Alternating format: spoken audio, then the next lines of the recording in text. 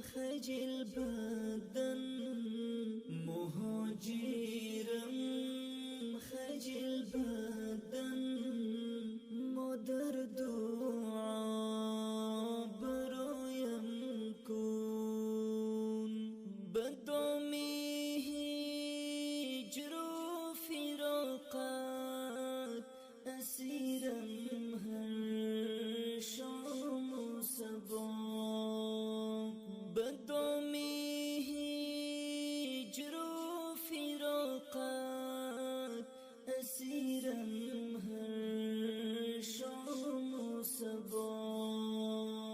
جهان تارو سجن بر من